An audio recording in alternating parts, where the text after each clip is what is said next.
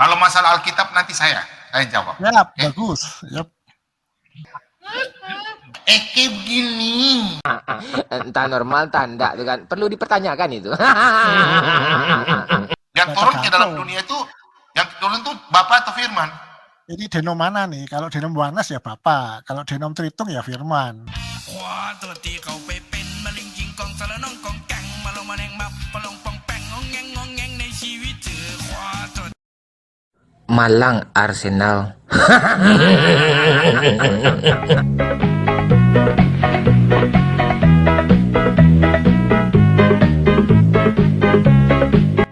Ciki-ciki bom bom, alalalala si bom bom gila. Assalamualaikum warahmatullahi wabarakatuh. Sahabat semuanya, jumpa lagi kita ya. Alhamdulillahirobbilalamin. Segala puji bagi Allah, Tuhan semesta alam. Tiada Tuhan selain Allah. Allah lah satu-satunya Tuhan. Tuhan yang tiada duanya, duanya saja tidak ada, apalagi tiga. Bagaimana jadinya kalau Tuhan itu tiga? Umatnya jadi ngila. Sahabat, selamat datang kembali di channel Bamtri. Selamat pagi, selamat siang, selamat sore. Selamatkan diri Anda dari orang-orang ngila. Sahabat semuanya, malam hari ini kita akan mereaction suatu diskusi yang terjadi antara Pak Hasan, ini seorang muslim ya, dengan Bom Dut dan segerombolan herdernya. Jadi di sini mereka menghina Islam, memfitnah Islam, bahwa di Islam itu suka membunuh.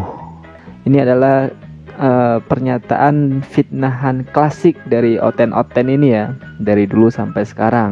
Ya, tapi tidak apa-apa. Saya senang kalau bahas bunuh-membunuh ini, karena ini akan menampar muka mereka sendiri. Inilah yang terjadi di dalam diskusinya itu. Jadi ini bermula ketika Bom Dut bersama herder-herdernya itu mengutip hadis tentang membunuh orang murtad, yang konteksnya waktu itu adalah waktu perang, dan ini dijelaskan dengan baik oleh Pak Hasan. Oke, tidak perlu berlama-lama, langsung saja kita cek videonya. Kenapa Muhammad menyuruh membunuh, Pak? Boleh saya Kenapa Muhammad menyuruhkan membunuh orang murtad? ada hadisnya itu. Buka Ini, di Sahih Bukhari 6411. Oke. Jadi pada saat itu orang yang masuk Islam itu adalah baiat. Artinya di baiat itu artinya dia itu bersumpah setia akan membela pada Rasulullah SAW. Nah, kenapa murtad pada saat itu harus dibunuh?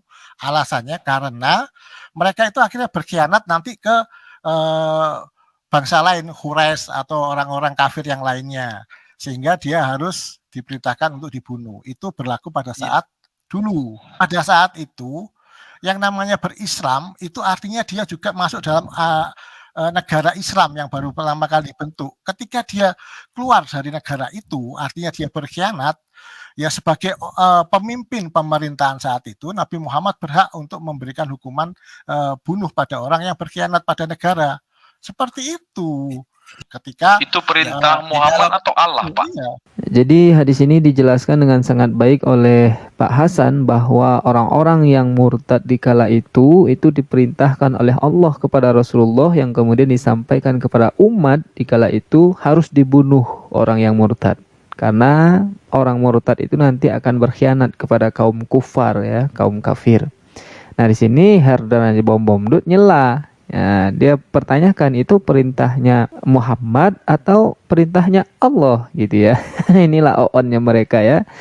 Dia tidak tahu posisi Muhammad SAW itu adalah seorang nabi dan rasul, adalah sebagai manusia pilihan, penerima wahyu, dan wajib menyampaikan wahyu itu kepada umat. Jadi segala sabda yang disampaikan oleh Rasulullah itu dasarnya adalah dari Allah. Itu makanya mereka ini oon tapi sok berdebat, diskusi ilmiah gitu ya. Yang dasar aja mereka tidak tahu. Oke, kita lanjutkan bagaimana jawaban Pak Hasan.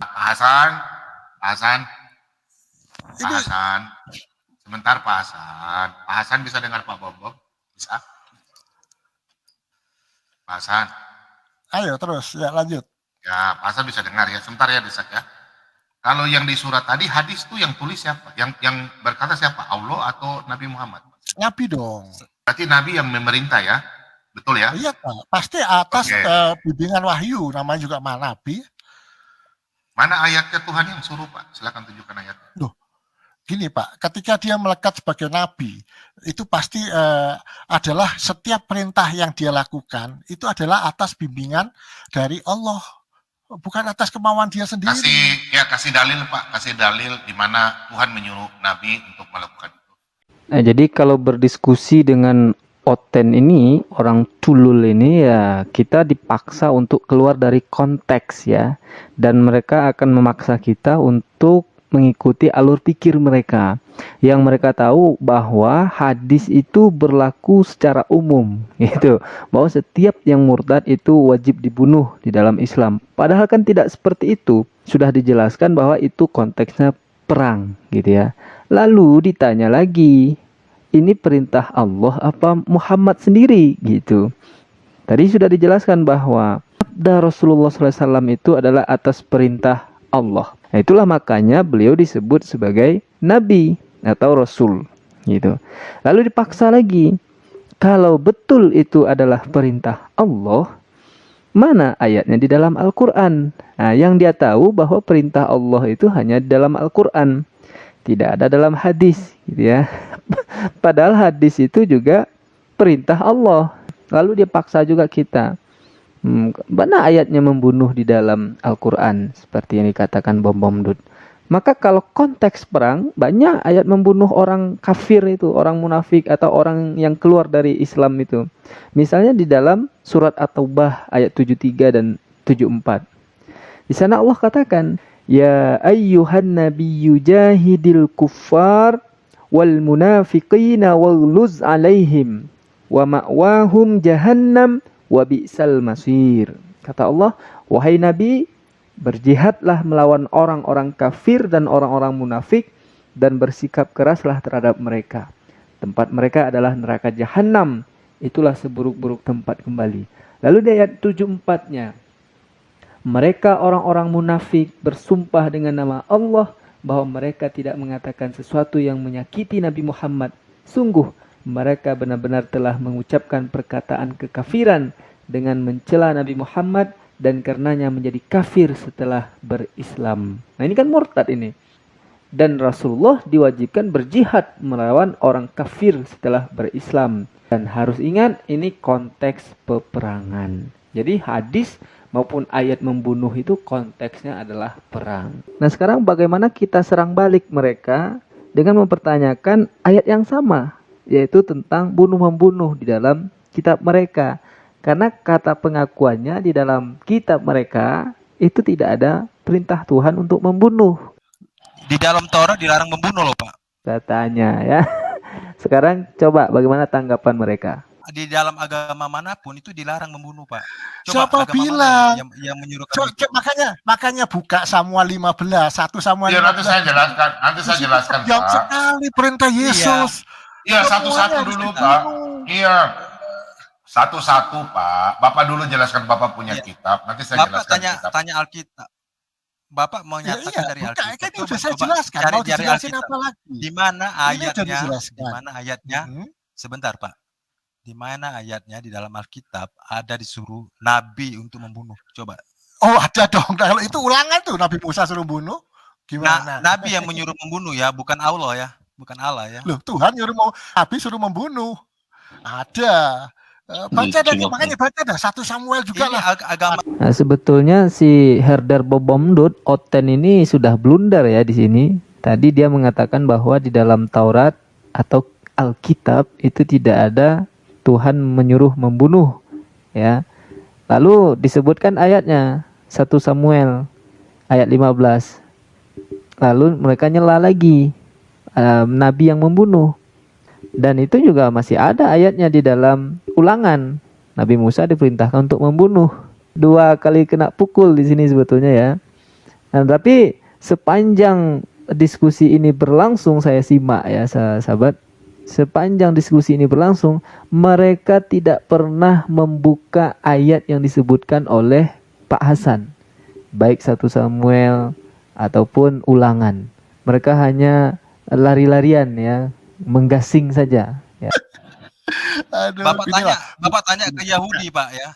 Coba. Ya, buka Bapak tanya aja. ke Yahudi. Buka aja 1 Samuel 15. Kita lihat kekejaman Yesus Taurat seperti apa. Buka melarang aja, membunuh, ayo. Bapak. Ini nggak berani buka sih, Pak Bom Bom, buka dong. Kenapa harus takut buka kitabnya sendiri sih? 1 Sebentar Samuel kita 15. selesaikan, Pak. Lu udah selesai. Ini ya. Ya, Ini kenapa ini menurut Bapak Muhammad ini? Kalau Kenapa nggak dia berani buka, bisa saya tidur aja kalau gitu. berlaku Percuma seperti kita diskusi. berlaku seperti Tuhan, Pak? Ya Bapak tidur sudah, Bapak tidur sudah. Bapak. Loh, kenapa Pak Bom Bom nggak berani buka? Ini bagaimana saya mau jelaskan Alkitab? Nah, ya, Bapak ini kan gini. Sekarang gini aja, kita buka aja ulangan 20 ayat 16. Sebentar, Pak. Sebentar ya, nanti saya tampilkan ya. Pertanyaan saya, siapa yang memerintahkan itu? Yesus kah? Mengapa Yesus memerintahkan untuk membinasakan semua umat Amalek? saya tanya Pak. Saya tanya. Pak, dibuka aja ayatnya. Oke, biar oke. kita Iya, jelas. saya mau tanya Pak Hasan. Bapak kan langsung bertanya. Kan kita mau dialog santai toh? Dasar oten ya, bom dut. Sekarang aja kau bilang kita diskusi santai toh. Makanya jangan sok nyerang. Pas diserang balik lu ambiar. Langsung tuh nampak dari wajahnya itu kan ketakutan dan pucat gitu. Makanya jangan sok nyerang dan jangan standar ganda dalam diskusi itu. Kita harus apple to apple. Kalau ayat perang yang Anda bahas, ya Anda harus paham itu konteksnya perang. Ini ayat Anda ini kan konteksnya perang juga, tapi kan lebih kejam ya. Cara membunuhnya lebih kejam. Nah, makanya dan ketika ditanya, jawabannya hanya bertanya lagi. bom dut. Dan ayat yang diminta itu tidak pernah ditampilkan, sahabat. Iya, saya mau tanya Pak Hasan. Bapak kan langsung bertanya. Kan kita mau dialog santai toh? Santai. Ya oke. Bapak tadi buka ulangan berapa? 20. 20 Oke. ayat 16 Oke, 17. ya oke. Udah nggak apa-apa Pak. Nanti saya gantian tanya, Pak ya. Ulang. Kalau masalah Alkitab nanti saya jawab. Ya, Oke? bagus. Yap. Kayak begini. Entah normal, entah enggak, tuh kan. Perlu dipertanyakan itu. Saya tanya Bapak dulu. Bapak tadi mengambil dari kitab Ulangan. Bapak tanya siapa yang memerintah untuk membunuh suku Amalek, betul kan Pak? Iya, membinasakan bahkan semua yang bernyawa, anak kecil, wanita. Ya. Bapak sudah pernah baca namanya hukum perang? Yang memerintah, sebentar dulu. Yang memerintahkan Tuhan. Saya mau tanya, dalam Keluaran 20 ayat yang pertama sampai 17. Apakah hukum 10 hukum Taurat itu berfungsi untuk manusia atau untuk Tuhan?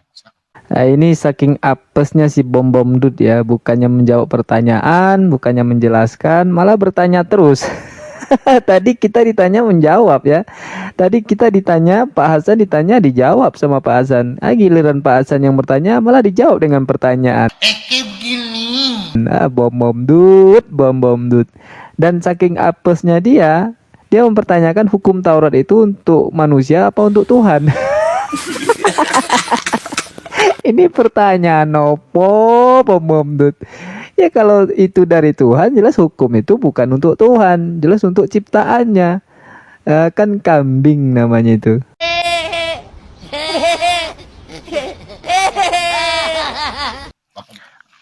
Sebenarnya saya pertanyaan gini, apakah Yesus terlibat dalam usaha genosida itu? Karena Yesus kan belum dalam rupa manusia. Yesus tuh belum dalam rupa manusia, dia lah sang firman. Iya. Saya mau tanya, Bapak jangan lari kayak Tuhan dulu. Ya, Bapak tanya kan masalah kitab Ulangan. Iya. Nah, saya tanya sekarang Pak, kitab Ulangan itu ditulis oleh Musa tentang apa Pak? Macam-macam, banyak. Salah satunya juga ada pertempuran. Kenapa sampai kitab Ulangan itu ditulis? Kenapa Pak? Yang ditanyakan apa, yang dibahas apa? Kasihan saya sama si bom dut ini.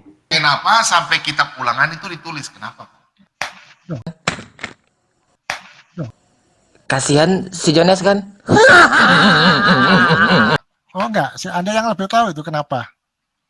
Ya, Ulangan ditulis itu karena 40 tahun bangsa Israel itu mereka perjalanan dari Mesir ke tanah yang dijanjikan tidak sampai, nanti 40 tahun baru sampai oleh Yosua. Ulangan itu ditulis oleh Musa dan Yosua yang mengenapinya, karena Yosua nanti yang membawa bangsa Israel ke tanah yang dijanjikan. Contoh dalam Ulangan 34 ayat yang kelima. Yang ditanyakan apa, yang dibahas apa? Kasihan saya sama si bom-bom dud ini. Loh, yang jelas di ayatnya dibuka dong. Makanya yang itu perintah Tuhan. Nah dulu, saya kan bukan, bagaimana? Bapak ini kan, saya mau tanya sama Bapak dulu. Iya kan saya Bapak jawab. kan selalu, Bapak kan turun framing. Pak, Bapak jangan framing ayat Alkitab, Pak. Saya di luar kepala. Oh, Tunggu dulu, Pak. bagus. Makanya dibuka. Iya, makanya saya tanya Bapak dulu. Bapak kan mau diskusi dengan saya. Saya mau tanya, Pak. 10 hukum Taurat diturunkan kepada Musa, itu berlaku untuk Musa, seluruh umat manusia, atau untuk Tuhan? Kasihan saya sama si Jepang kan. Untuk Israel lah. Hukum Taurat untuk Israel. Oke. Sekarang kalau Tuhan yang memerintahkan, apakah Tuhan yang berdosa atau Musa yang berdosa?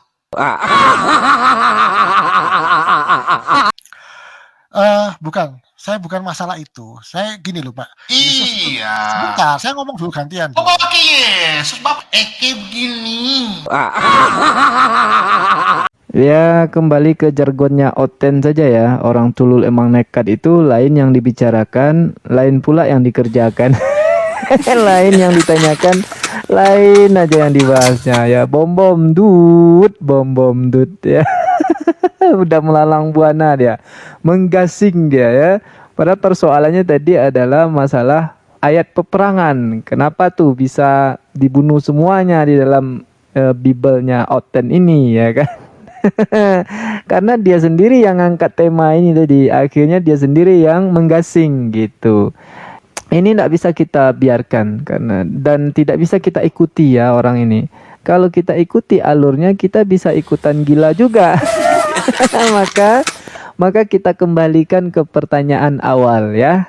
Pertanyaan awal saya tadi itu, di manakah Yesus ketika dia Yesus belum itu berubah sang manusia? firman. Sang firman, Dialah kan? sang firman. Iya, dialah sang firman. Jadi Dia satu belum dengan menjadi Bapa manusia. Jadi satu dengan Bapak enggak?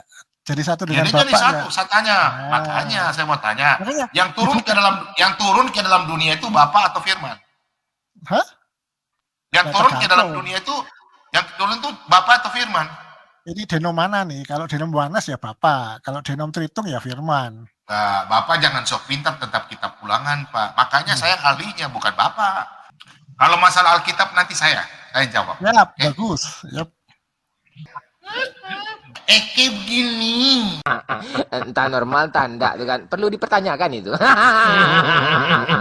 Yang Nah, turun ke dalam tergantung. dunia itu, yang turun itu Bapak atau firman? Ini denom mana nih? Kalau denom Yohanes ya Bapak, kalau denom Tritung ya Firman. ขวาตัวตีเขาไปเป็นมะเร็งกิงกองสารน้องกองแกงมาลงมาแนงมับปะลงปองแปงงองแงงงองแงงในชีวิตเจอขวาตัว Nah, itu lebih bagus ya dilakukan bom-bom dud ya. Kalau ada pertanyaan langsung nari aja, kalau enggak nyanyi.